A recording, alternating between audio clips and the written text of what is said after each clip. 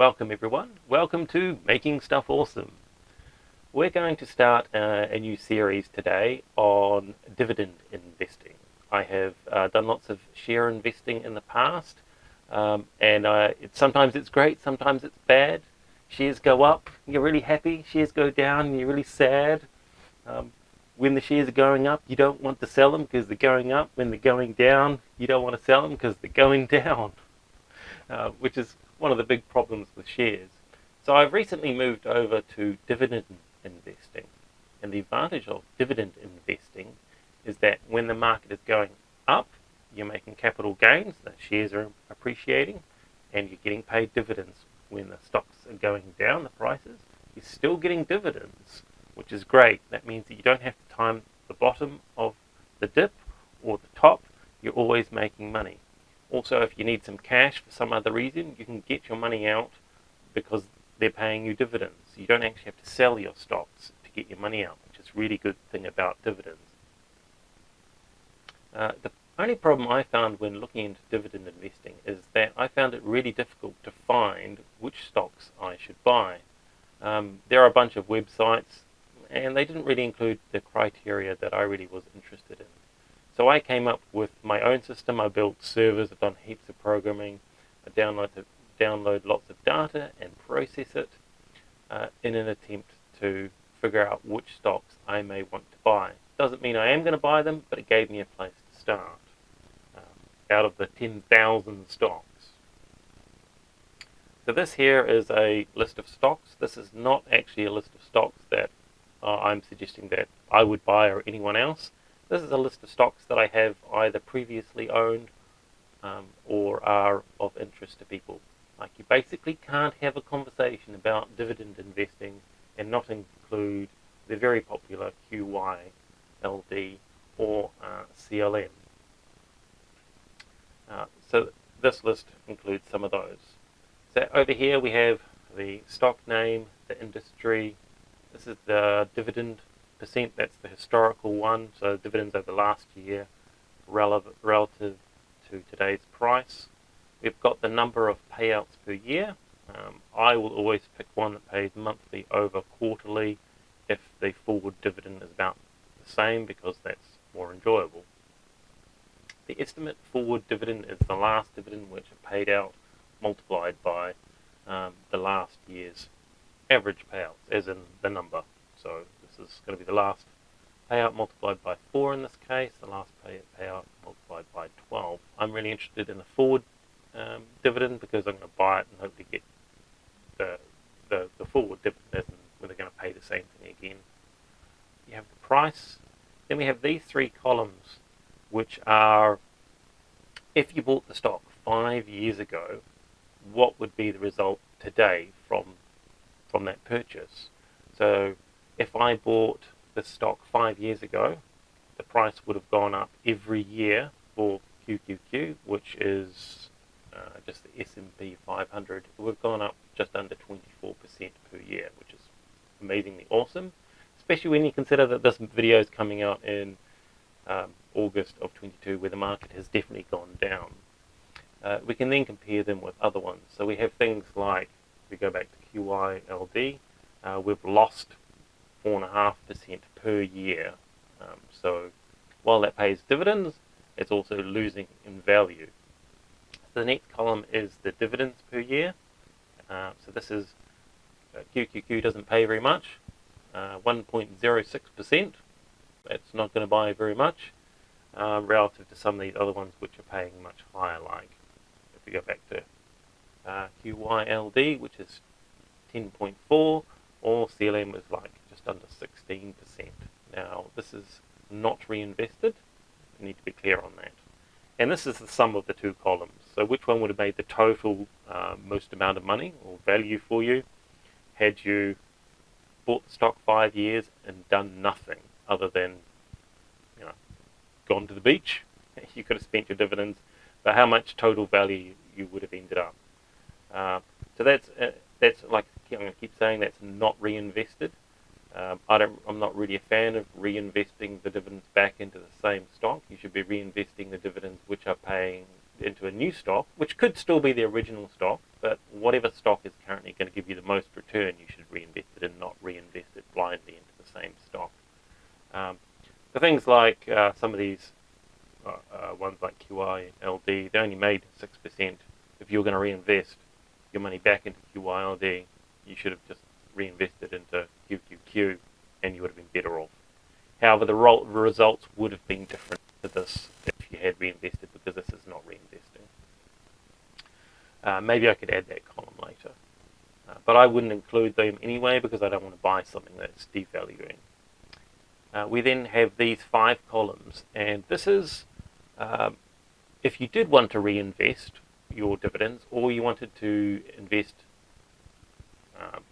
new money, if you like, new savings into this, what would have been the yield at the time? Because some of them are obviously paying lots of dividends now, but over historically, were they paying lots? So we can see that in the past, QYLD was paying last year, which is kind of roughly this year.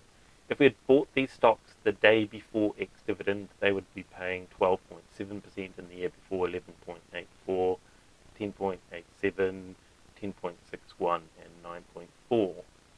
9.4. And you can compare them before to other stocks in this list.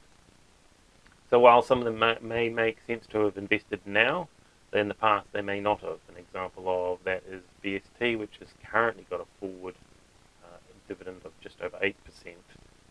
But a couple of years ago it was like 4%, so probably was not a good investment at that time if you're looking for high yields.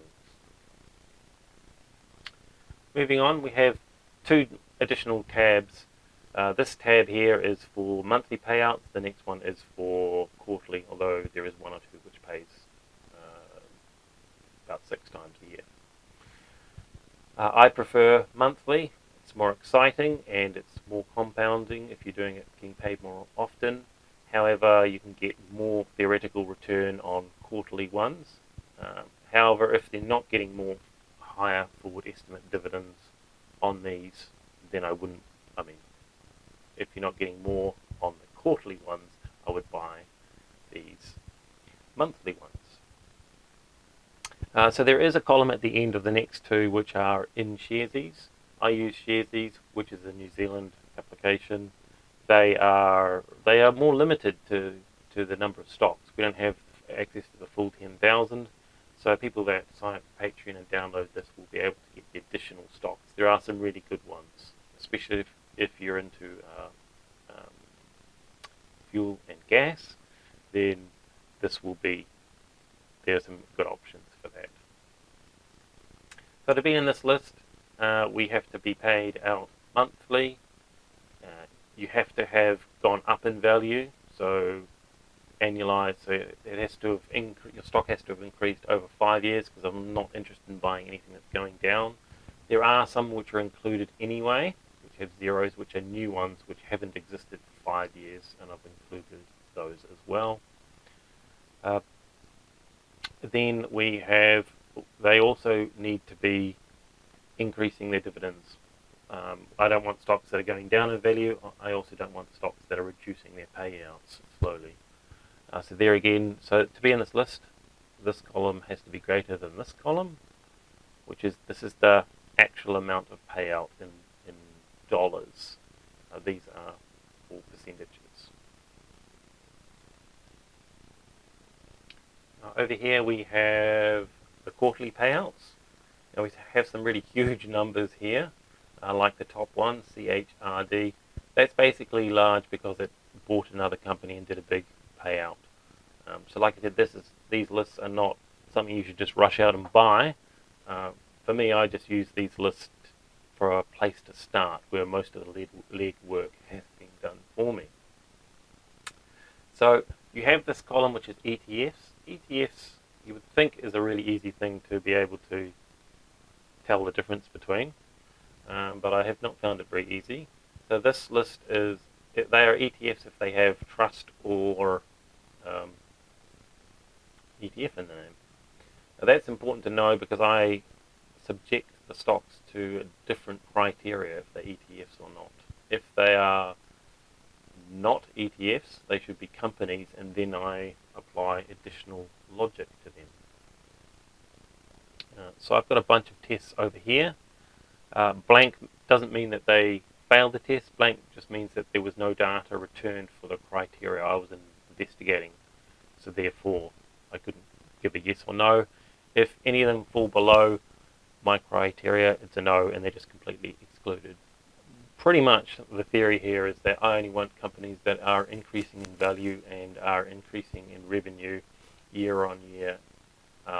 Pretty much. I only want positive companies, which seems pretty obvious to me. I know there are a lot of people that like to buy stocks that are currently losing money. They're going to turn around. You can make massive capital gains on those.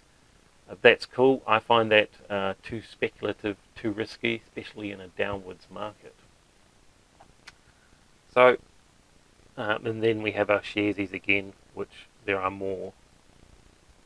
So this is, I'm not suggesting you guys buy any of these. I'm just saying that this could be a good place to start. I've really enjoyed it, because the problem with, like I said at the beginning, is you have 10,000 plus stocks. How are you supposed to start? And I obviously want to buy ones that are increasing in value and are increasing in profitability and are increasing in payouts. So I created the system to produce this as a starting point. So anyone that signs up to my Patreon at the correct level can download this and manipulate it and sort it however they want, and they'll have access to the ones that are also not in sharesies. Other than that, you can obviously just watch these videos. These videos are supposed to come out every month, and with a new list or an updated list as to what is currently possibly worth investing in. It changes around quite a lot, especially at the moment when dividends are getting released at the moment, and prices are going up and down, yo-yoing. So hopefully you guys find this helpful, and we'll see you on the next one. Alright guys, see you later. Bye bye.